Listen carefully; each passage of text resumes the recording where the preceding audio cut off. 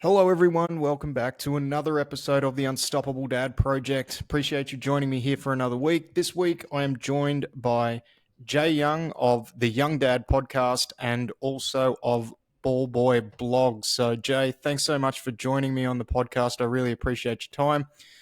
If you have been following along with me for a while, you'll know that I've been lucky enough to be on Jey's podcast twice now. So, this is the third time that we've had a conversation. And I was able to have some really good conversations with Jey. So now that I'm transitioning into more of an interview style podcast rather than the solo shows that I've been doing, Jey was one of the first people that came to mind that I wanted to get on and just let him impart some wisdom onto you guys that I'm lucky enough to have listened to this every single week. So, Jey, thanks for coming on, man. I really appreciate it. Honored, man. Very honored. Thank you so much. That was a flattering introduction. Sometimes I forget about my blog and the other stuff I do just because I've spent so much time the last like 2 years just with the Young Dad podcast, putting so much time, energy, and effort into that I forget I have that blog. But I do write on that blog page and post on there about every week during baseball season here in the United States. So it's a lot of fun. But yeah, it's awesome to have a conversation and a bit of a role reversal now. You and I, after two episodes over the last 2 years, um, I'll have to go back in the catalog and see what numbers those are. But fun fact, you were also my episode of the year for 2023, so that's super cool. Fun fact as well for the people to know. So Yeah, that was cool, and that was I really enjoy our conversations that we have together. Like it's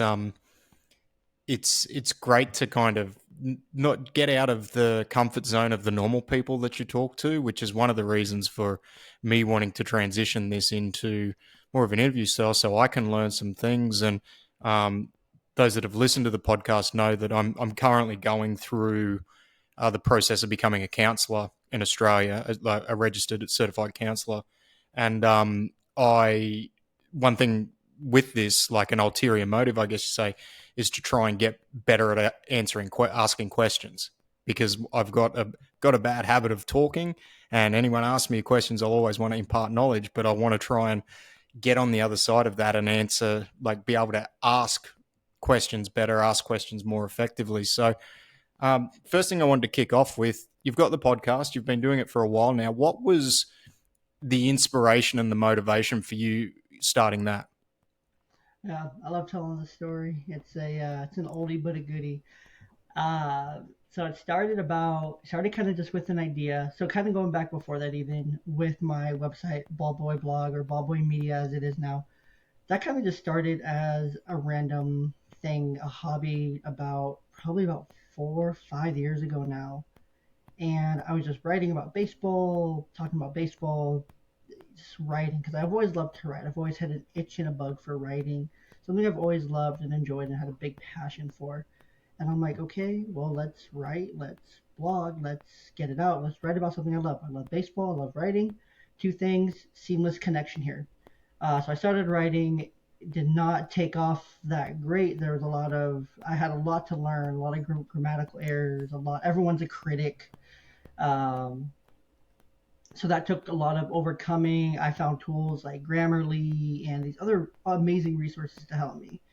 And then that turned into COVID, and then the whole TikTok thing came about. So I started putting myself in front of a camera, answering questions that I seen came in on the blog and on my Instagram. So then I just started answering questions, and then I started getting more questions, and I got more and more comfortable behind like a camera and a microphone and being kind of on this side of it and talking and not really worried about like how I looked or my speech impediment or the pauses or the awkward uhs and ums and everything like that.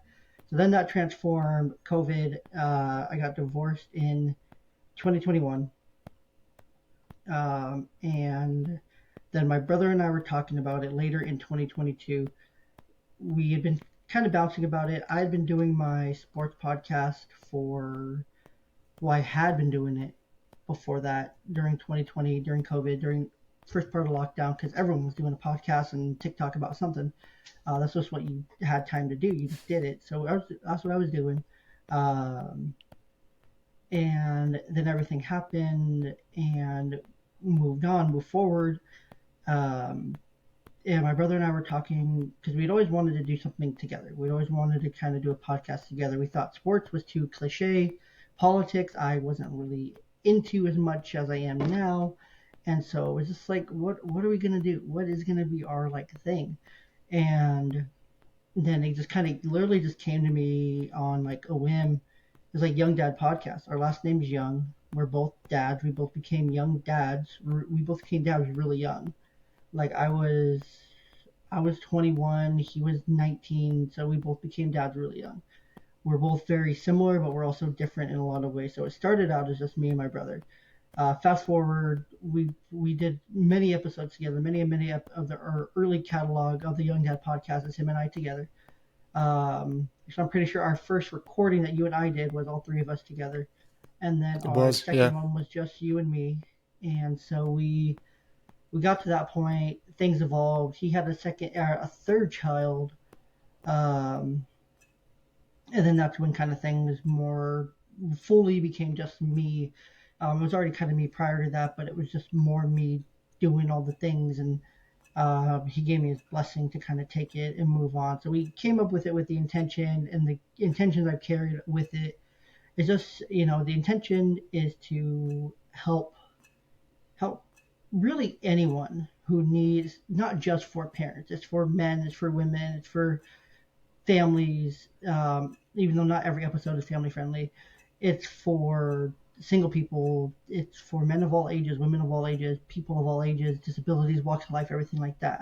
I really truly try to feel like it can hit something for everyone in every single episode. That's what I want. That's the goal, is to reach someone in every single episode so everyone has some kind of takeaway. Whether it's a mental health hack, whether it's a piece of advice, whether it's a piece of dad advice, maybe it's a dad hack, maybe it's just something random in there that you can take away, some little tidbit. Maybe it's a laugh, maybe it's a place of solace, maybe it's a place of community that you find through the podcast and whatnot. So things have evolved so much since I started 2 years ago, which is crazy. I'm remarried now to my lovely wife, and life's just crazy different. It's crazy to think that 2 years ago when I started the podcast, my kids were 4 and like 1, and now they're almost 7. My oldest one's 7, and my youngest one's 3, going on 4 later this year. So it's just kind of like crazy to see how everything. And I was single. I was really going through a lot of different things and had a lot of different emotions. I was working a job I hated. Now I work in a job I absolutely love in mental health, helping youth and families. And so just how everything's kind of come full circle, not since the podcast, but in addition with the podcast as being a big part of my life, has been really cool to see, and been something kind of there to have a really positive outlet for me to look forward to doing, and something that's really like carried my creativity to help me continue to create more. Did you find starting the podcast when you were going through a tumultuous time was a little bit cathartic for you, being able to have conversations with other people, just having that as an outlet to, I guess, get out of your own head a little bit?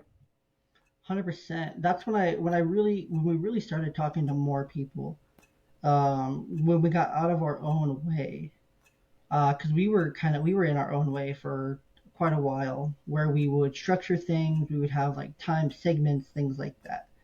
And then we kind of got out of our own way, and we're like, let's just kick this, and Joe Rogan style, let's just kick this free form conversation. Let's just see what happens, where the conversation goes. We'll have a topic, an idea, we'll prepare some questions, and that's kind of really where it really took off for me, was that difference in just having the conversation with people, conversating with men and women, um, of all different walks of life, being open to any ideas, to the point where you fast forward to today, where I talk to Reiki masters and dads and moms and uh, different people with children with disabilities, without disabilities, just all sorts of walks of life, Christians, non Christians, and really just everything in between. And it's such a beautiful experience. And it's still very cathartic to this day, going back and listening and, posting and finding these moments like, oh man, I remember that conversation. Like, man, that was so cool. Like, this person was so great. I remember I learned that from this person, and we resonated, we connected over this experience. So it still is very cathartic to this day. But when we very first started talking to people, I feel like we were very much in our own way of having that full like essence of the very at the very beginning. Yeah, it's one of those things where it's funny that you mentioned like when it started, and it kind of started through like a quite a tumultuous time where for you, like, you had COVID, you had the divorce and everything like that. And I kind of look back on my own experience a little bit, and starting a podcast for me was something like I put off for years and years and years. Like, I had the idea of doing it probably 2 years before I started doing it. And then when I actually got in and I started doing it, it was more the reason for me doing it changed pretty dramatically. One of the reasons why it was a solo show for so long, because I would always think of it as I didn't really care who was listening. It was more, this is like a video vlog or a video journal.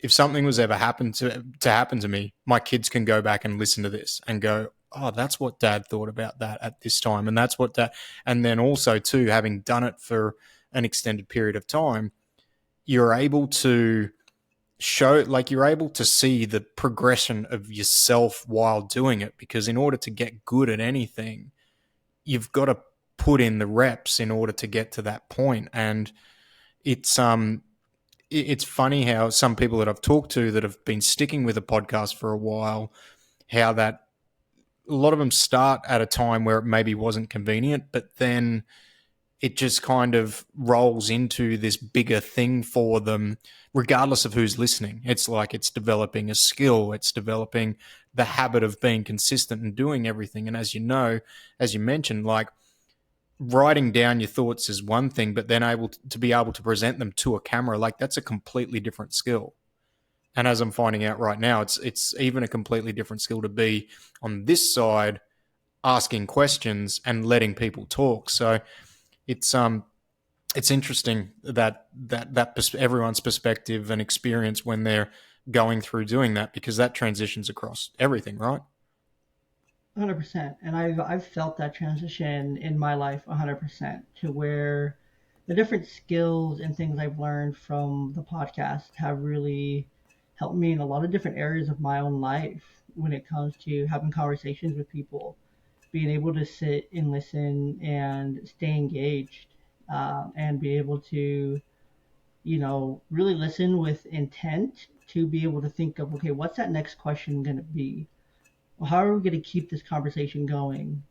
What's that piece that they're passionate about? What's that piece that I'm curious about, um, that maybe they kind of started talking about and then stopped? It's really giving me a lot of just overall insight, to how more people work, to how people work in general, and their ticks and things that they do, their patterns, and being able to pick up on those things, and conversation patterns, and knowing how to start and stop a conversation, knowing not being afraid to start like a real genuine conversation with the person at the grocery store, or when I overhear a conversation between two people at church and being able to go over and ask them, hey, I overheard your conversation.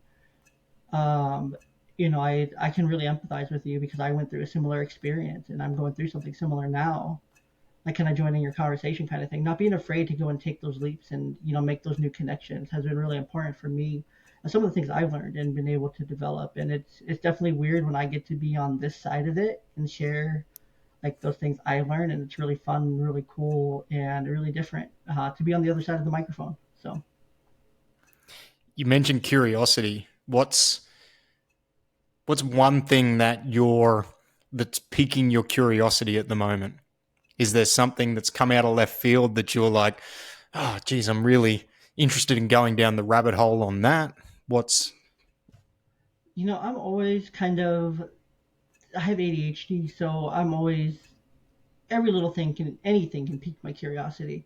One thing I've kind of been very fixated with over the last, I don't know, probably the last 20, no, not even 20, probably about the last like 6 months. If I'm putting it into like numbers, I'm thinking in weeks, or probably about the last 6 months. I've been really invested in like racial issues, political science kind of things, to where I've divested a lot of my time-consuming media about like politics and things going on here in the U.S. and getting different perspectives on our election and different lenses, trying to view it in a bunch of different ways, ways that I resonate with, ways that I may not resonate with. And I found myself resonating with a lot of different like podcasts and opinions and streams that I thought I would never be interested in, and ones that I was originally interested in, I've lost interest in, um, just because I don't just like I would want to go and listen to Joe Rogan like every single day. I was a Joe Rogan truther, and I still do. I think he's one of the best out there. His show is amazing. The content he produces, top notch. I will never take that away from him. I love Joe Rogan, um, but like I started to find myself not as interested and engaged with his content, to where I started finding more other podcasts like PBD podcasts, The President's Daily Brief, America on Trial with Josh Hammer, Politics by Faith, and these multiple lenses of the world and what's going on that just really captured my interest at a higher level. Um, Stuff that piques my interest. Additionally, of course, baseball. It's baseball season here in the United States, so that always has my interest during this time of year. Um, of course, my job always has my interest, trying to think of new ways, new interventions, different kinds of things to try with clients and with kids to see how they work. Right now, it's different cognitive psychology issues when it comes to decision making. So there's always a bunch of things that I like. I will literally just put on a window of TED Talks while I'm working and doing podcast stuff and planning media and things like that. And I just let the TED Talks just play and play and play and play. They all ultimately say the same thing. But I guess the rabbit hole I went on most recently was about grief, and was how about wardens for tacit grief. Basically, wardens for tacit grief are designed to help you carry the grief with you, because you can't get rid of the grief. You have to learn to live with the grief. You have to learn to carry that grief forward with you. And grief isn't just when someone dies. It's when you lose someone. It's when you lose a part of your identity. It's when you lose a part of you that's no longer a part of you anymore. Maybe you became a Christian and now you're grieving the loss of a life you had before.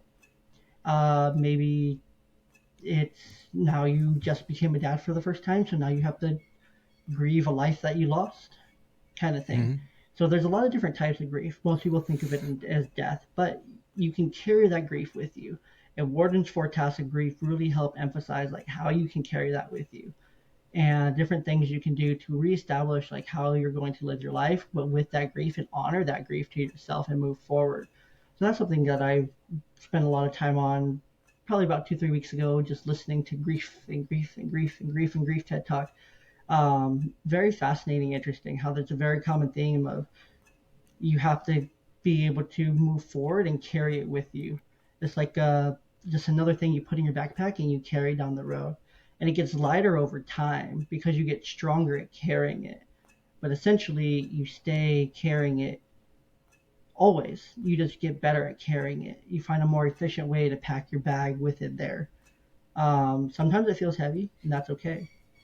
But you have to be able to move. You have to be able to move forward and live with it. So beyond that, nothing else really. I know that's kind of random, but I'm always into No, random that's stuff. So the grief thing's really interesting. Like that you mentioned that, and one of the first things you said that it's like it's not just grieving a person. And one conversation I had recently with a someone I knew who they sold their business that they'd had for 20 years, and we were having a conversation about like they went through potentially what you might say was like a mild depression afterwards. And I actually said to them, I'm like, oh, you're grieving, like you're grieving that period of your life. Because for me, when we had the gym for 11 years, and when I decided to step away from that, I remember getting to kind of 6 months post that and going, oh, like, it's almost like I'm grieving this thing that like, because it's no longer part of my life. And it's really interesting because that's the grief piece. I think a lot of people just automatically correlate to someone in their life, not necessarily something or a circumstance, or it's and almost giving themselves the permission to go through a grieving process for things that have been a big part of their life for a while. Mhm. And I think that's important to be able to recognize that, especially for dads as yourself, because your life changes a lot. Maybe it's a career change. There's always going to be things you like and things you don't like. Of course, why would if the things you didn't like outweighed the things you did like, you would have stayed. You wouldn't have changed. So, but obviously, there's still going to be those things that you grieve that you lost, that aren't there anymore. Maybe it's moving to a new home. Maybe yes, it has some more bells and whistles, but maybe there's a couple specific things that you really miss about that old place. Um, and just those different like little things. Maybe it's not a whole big grieving process, but there's little parts of it. Um, because now, let's say you move to a new home or a new place to live, new residence, and now you have to reestablish a new routine. What does those things look like in your new home? Maybe it takes you longer to get out the door in the morning because now you, instead of going from a one-story home, now you're in a two-story home, and now your bedroom's upstairs. So now it takes you longer to walk and get downstairs and do everything. So you just have more move around the house time that you have to plan for now. Um, which and then maybe your commute's going to be longer too, depending, or maybe it's shorter. So you have to kind of balance all those things. So there's definitely always, not always, because you don't always want to be grieving something. Because I don't think life really has that many things truly to grieve.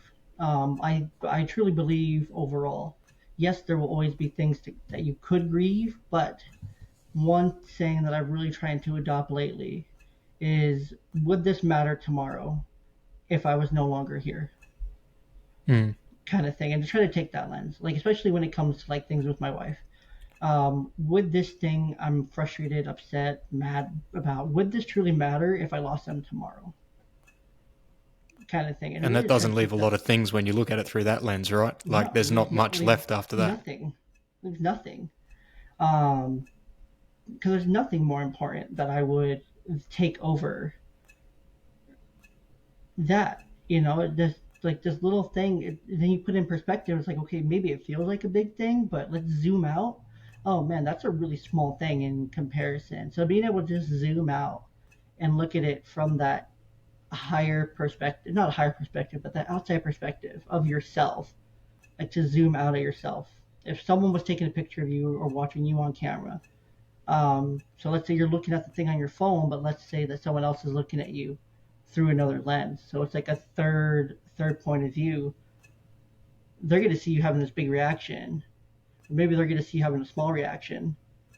Because maybe that's what you're actually having on the outside, but inside you're reacting big, but like, this isn't what matters at all, kind of thing. And so just being able to keep in perspective of what truly matters. Um, because there's very few things that do truly matter at the end of it, and just keeping those things in perspective. Life's short. There's not enough time to always be grieving, always be mad, always be sad, always be upset about something. It's truly about living and enjoying the life that you live. And that almost comes back to just being present, like Mm-hmm. understanding that the saying "be where your feet are," and just understanding the in the big scheme of things, I can enjoy this moment and not have to worry about all those other things that are coming in, because if I look at it from that zoomed out lens, a lot of the stuff that I'm stressing about, while it needs to be addressed, isn't really that important in the big scheme of things. And it's 100%. yeah, it's a really important perspective to have when you're for anybody to have, but especially when there's a lot of dads, as you know, walk around with what feels like the weight of the world on their shoulders, and that's not to downplay their issues or the things that they're dealing with, because some dads, like people really have some heavy stuff that they've got to work through. But yeah, taking that step back and being a little bit more present is definitely something I think for me personally, as I've gotten older, it's like it's almost easier to do that with a little bit more maturity. 100%. And I think the biggest part of it is self love in the respect of self discipline at the same time. Self discipline is self love. Will Smith has a great video on this on YouTube. It's about 15 minutes long. I used to listen to it every single day. I actually sent it to one of my buddies. I'm like, this will help you with what you're going through. I'm promising you that, because what you're going through, this is going to help you. But really, what that concept of self discipline is that personal ownership, especially as a man, to kind of align with what we're taught. Matt, I can't fix how you feel. Matt, I can't fix your heart. No one else can fix those things inside of you except for you. You have to do the work to fix those things. I can't do that for you. You can't do that for me. You can support me through it, but ultimately I have to make that choice. I have to take that accountability. Yeah, that shit sucks. What I went through, what happened. I could throw myself a pity party all day, or I can choose to be disciplined through it and self-discipline myself through it to get through it. And then when I get through it, I'm gonna love myself even more, kind of thing. So self-discipline is self-love. You can't control, and it also goes in like you control what you can control. God grant me the wisdom to control the things I can control, um, and to know the things I can't. Part of the Serenity Prayer, which is so powerful because you can't control if your kid's gonna cry. You can't control all the choices they're gonna make at school. It'd be great if you could, but you can't. It would be great if you could control your wife 100% of the time, taking your jokes that you mean as jokes, but you can't. You can't control how other people react. That's on them. That's for them to figure out, for them to get through.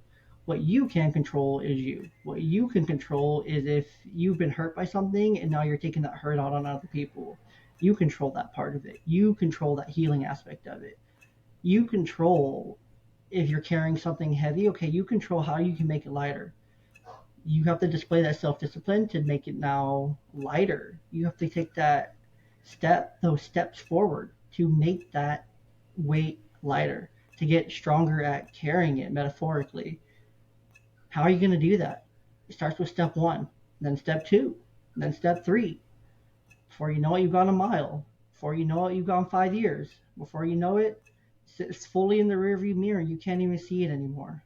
Before you know it, but you have to start, because it doesn't help you when you're just blaming others and you're taking that out on other people, whether it's a divorce or something really big that you've gone through within your family. You can't blame that other person for it.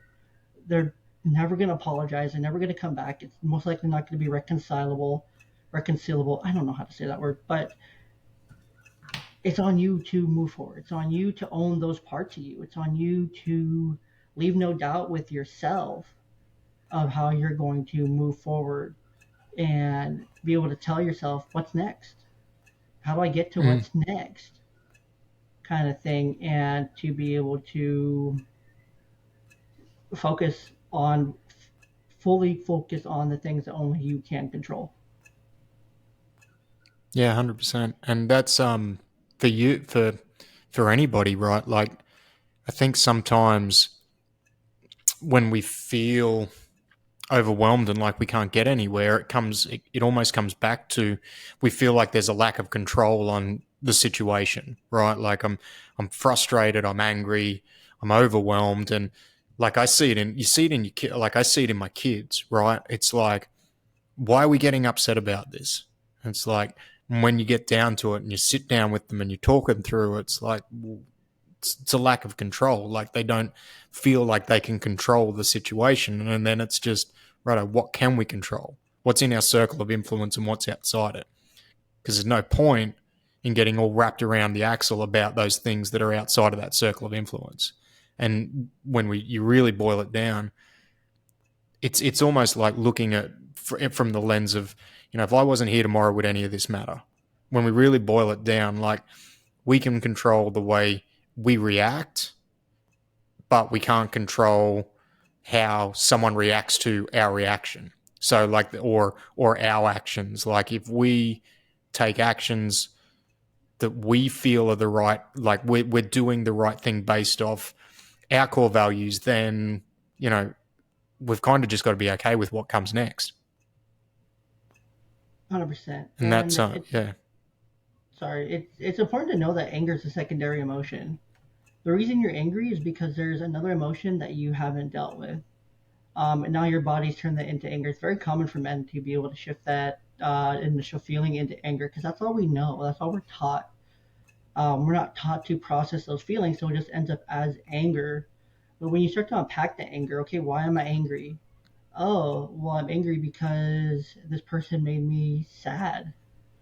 Okay, so you're actually sad. You're not angry. You're sad.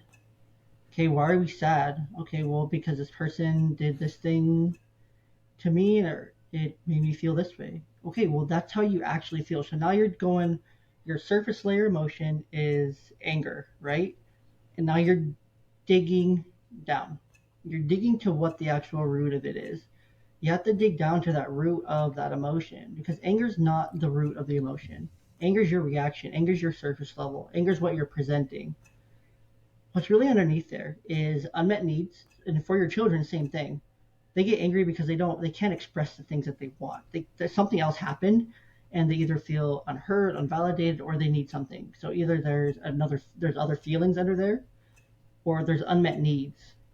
That's normally what it comes down to. And when our needs aren't met, then we're gonna be a little mad that our needs aren't met. Um, but if you meet that need, and you can meet that need for your children, or for your spouse, or for yourself, that anger's not going to be there because you met that need. But you have to be able to boil it down and kind of peel the layers of the onion back and say, okay, this first layer is my anger. Okay, what's underneath there? Okay, what's underneath there? What's underneath there? Why? And be able to question yourself. Because if you can't question yourself, or if you're not questioning yourself at all, you're just always going to be boiling over. You're always going to be steaming over. You're going to be like that tea kettle ready to whistle off kind of thing. And you don't want that. You don't want to be that person. That doesn't do anything for you mentally, physically, spiritually, emotionally, to always be at that boiling point. You have to be the water that's barely being turned on to heat up. So you don't even get to that point unless it's something really big to get you to that point. So you have to be able to kind of bring it back and ask yourself why am I angry, and then dig into that. And if it's a need that you need to meet, then great. If it's a need that someone you need help with meeting, okay, communicate that need to the person you need to help you meet that need. Same with your kids. Teach them, okay, why are we feeling angry now? Oh, because I couldn't play with such and such, or do this thing with such and such, or do this, I couldn't watch that certain show because I had to go to bed. Okay, well, there's the real thing that you just told me. Now let's work through that specific thing, or those specific things, to bring you down a little bit more. It's not all about going from an angry 5 down to a happy 1.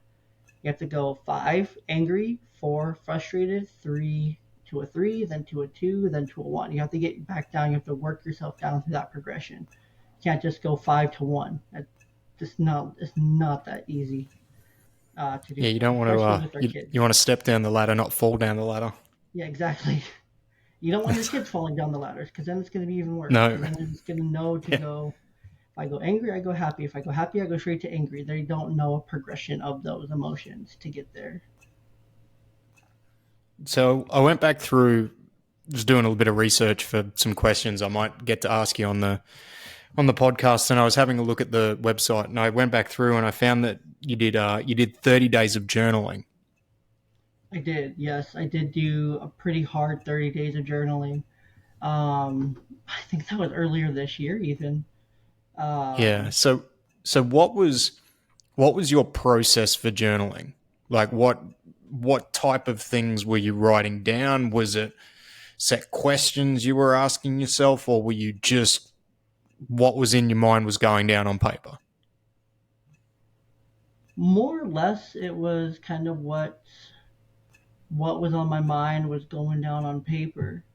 Um, Sometimes it would be guided by a prompt. um, like a journal prompt from BetterHelp, because I still get journal prompts from them. So sometimes I would use those journal prompts and I would use it as like a starting point, or something I had heard the next day that kind of stuck in my head. But most of the time for those 30 days, um, it was really just random. It was more just like reflections and more like, okay, let's get this out. Let's see kind of what's different, what's better here. I wish I would have kept up with it because I think that would have been really cool. Um, but as it goes with journaling, when you miss 1 or 2 days, then you're gone.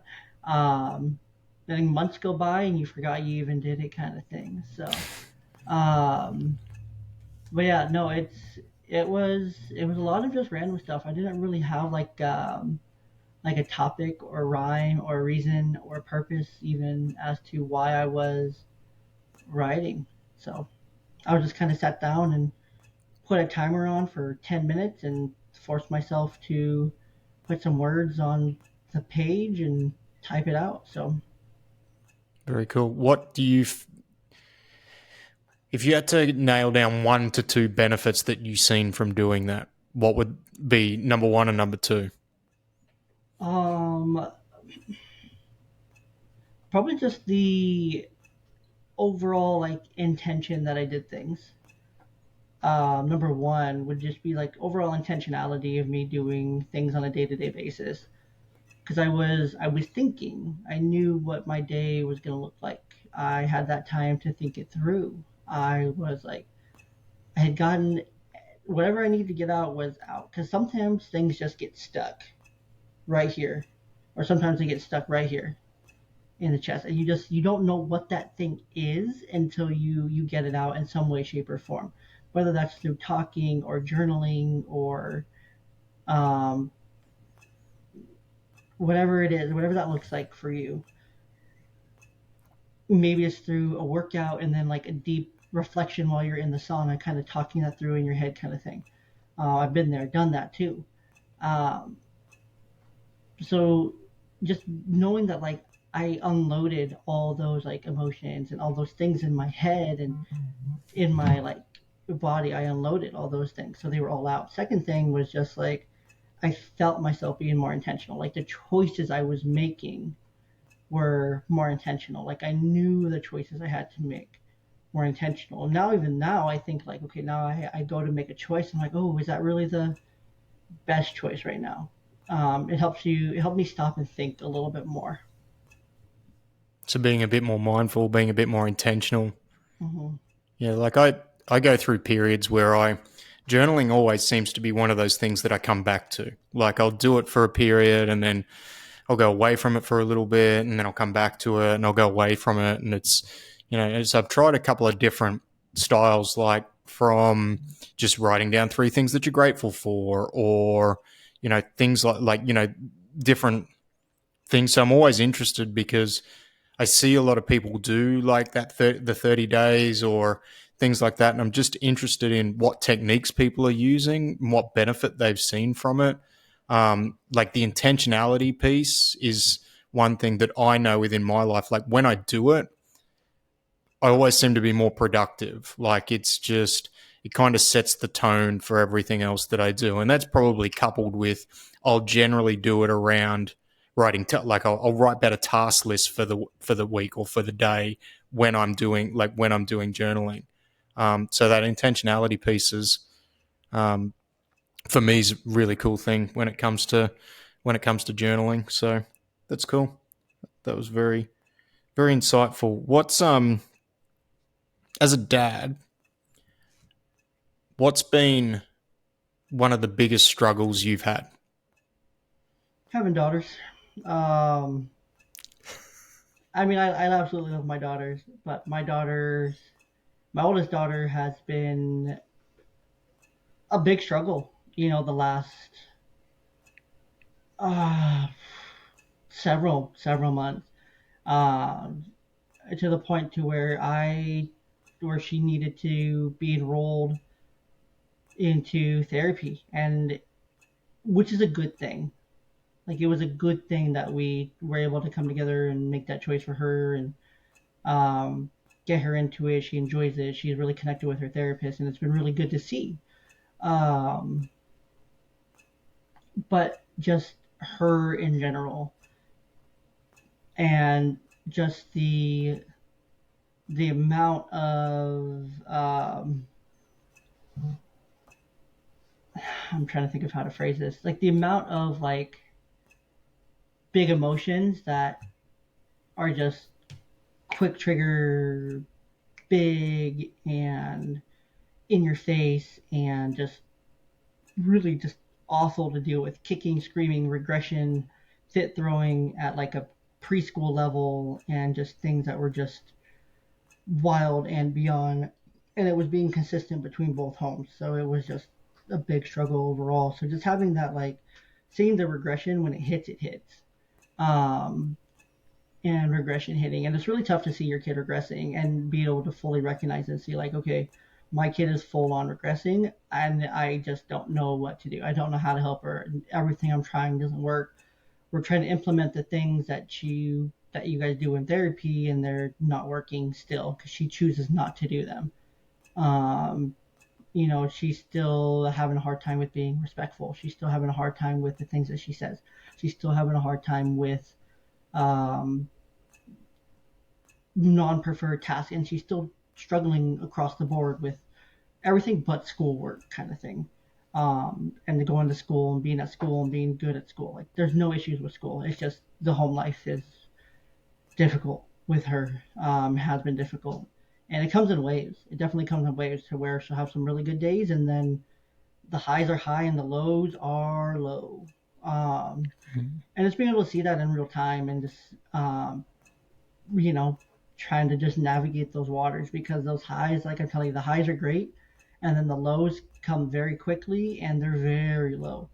And then just seeing the difference between my two kids, too, is that I these issues are isolated issues to one, and but the issue with that is that the issues the older one presents and the behaviors that she does bleed into the second one, the younger one.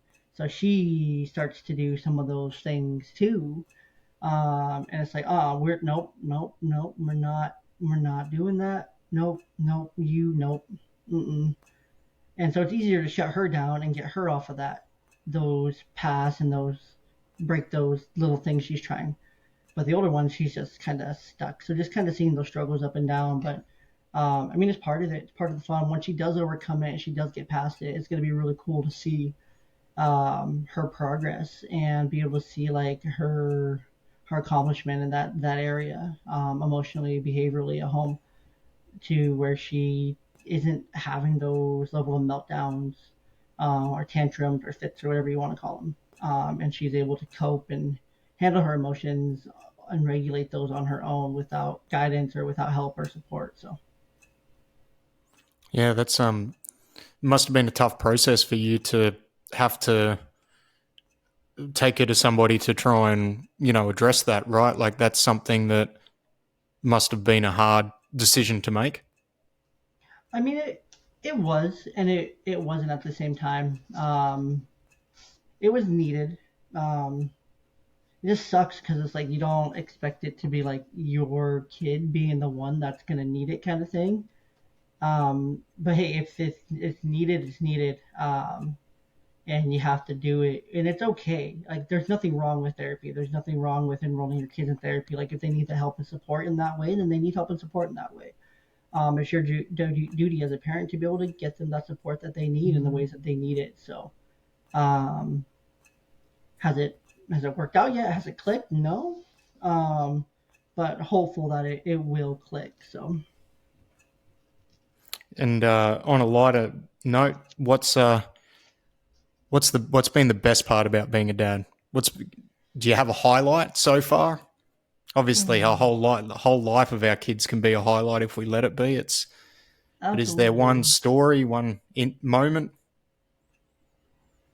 Um,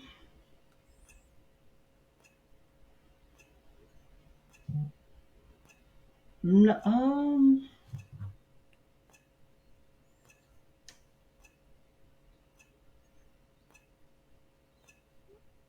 there's not just a single moment or a single thing. Like I'm very proud of my kids overall. My older one, she does absolutely phenomenal in school. She's a great student. She's a great classmate. She's a great friend to her friends. She's a teacher's pet. She's absolutely well beyond her academic level that she is in grade school. She's in first grade. She's well beyond that in reading, math, um, and writing. She's well beyond her level. She's well beyond her peers. So I'm very proud of her intelligence level. Um, and just her natural given, her God given abilities to do things, to do hard things, to persevere. And so I'm very proud of her in general for the things that she is able to do and her strengths, because her strengths are our strengths that she relies on. Great reader, quick learner, talented little girl. When she puts her mind to something, she absolutely crushes it. For my little one, um, she is the one that lights up the room for everyone. Everyone loves her. She's around. She lights up a room with her smile, with her personality, with her laugh, with her everything. She's always making people laugh. She's always being silly and goofy and fun and keeps the mood light. And she really just reminds me, like, for her, like, it's not that deep. It's like you don't have to take it that seriously. Like it's not like life's not that serious. Like just have fun, blow some bubbles, um, enjoy life, play around, dance randomly when you hear music in the grocery store, sing along to a song you randomly hear when you're out and about. Um, be nice, be kind.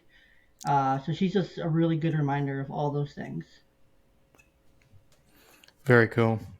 So I've um I've taken to these interview style um, podcasts, and I've completely stolen something that I've heard off a different podcast, which is I don't know if you listen to the Diary of the CEO podcast, but at the end of every podcast, what he does is he gets the last guest to leave a question for the next guest, not knowing who they're leaving it for and not knowing who's asking the question. So before we wrap up, the question that I've got from you is, what advice would present you give to yourself before you had kids? Um, Man, that's a good one. I would say, and this is a sign that's up in my home actually. It's work hard and be nice to people. Um, just be nice. Be kind. Be patient. It's gonna be really freaking hard. It's gonna be really, really, really, really, really, really hard. Um, it's gonna be tough. But you're gonna get through it, and it's gonna be way easier before you know it. That weight that feels heavy right now isn't going to be heavy later. You're going to get stronger. You're going to get better at carrying it. You're going to get better at coping with it. Um, yes, your job sucks right now. It's not going to suck forever. Situation sucks right now, but it's not going to suck forever. Embrace the suck, because once you embrace that suck, that's when growth starts to come.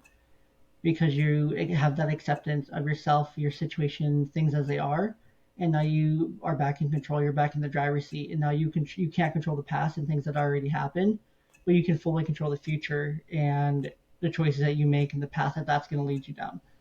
Um, and probably the other biggest thing that I would tell myself is don't lose faith in God. Keep the faith, and whatever that looks like. Keep keep reading your Bible. Keep praying. Keep going to a church. Um, Keep believing. Don't shut God out. Um, God got you, 100%. He's not gonna let you. He's not gonna let you fail. He hasn't let you fail to this point. He won't let you fail. Whether you're talking to him or not, whether you're worshiping him or not, whether you're believing in him or not, he has an ultimate plan for your life, and he has a plan for all the details, every step you take, every breath you make, and he hasn't forgotten about you, even though you've forgotten about him. Um, and just keep your head up. You have so many people rooting for you that are with us still in this life and that aren't, that are still rooting for you, that still want to see you do something and make them proud. So make them proud. Very cool, man. Well, thanks so much for joining me. I really appreciate it. I'm really stoked that I could get you on here and have a conversation with you. Before we shoot off, do you want to let everybody know where they can find you, give the podcast another plug, and let them know where they can find you on the social media? Absolutely. So you can find Young Dad Podcast by typing YOUNGDAD PODCAST on any podcast platform, literally any podcast platform. Most popular on Apple, Spotify, YouTube, of course, is an ever slow burn, as always. Also, of course, on Instagram at Young Dad Pod, and also on Threads, where we've really taken off and found a great community of about 1,300 strong, literally double what I have on Instagram a in a small fraction of the time. Threads is a great place. That's probably where you see the most engagement from me, next to Instagram. We are on Twitter, Truth Social, and Rumble. We're everywhere that you have social media. Whether we post on there or whether I post on there or not is a different story. But mainly YouTube, Instagram, Threads, Facebook is where you're going to find the most of me. Of course, get the podcast everywhere you podcast. For the rest of May, we are doing twice a week releases. June, we're going back down to once a week. And then July, I'm not sure what we're doing for July yet. I'm still trying to decide. But lots of content coming out. We're on episode 110 right now with about 20 or 113 with about 25 more in the bank ready to come out. So stay tuned. Lots of great stuff coming up. Nurses, doctors, parents, dads, everyone, moms, everyone in between. Um, and of course, if you want to connect further, feel free to reach out on Instagram. I'm happy to connect, have conversations, have honest conversations, hard conversations, and be a place of support for people. So, I'll drop the links to all of that in the show notes and up on our Instagram page as well if you want to find Jay. But thanks so much, brother. I really appreciate your time and I appreciate our conversations every time we have one. So we'll talk again soon. of course, man, thank you so much. I appreciate it. Thanks.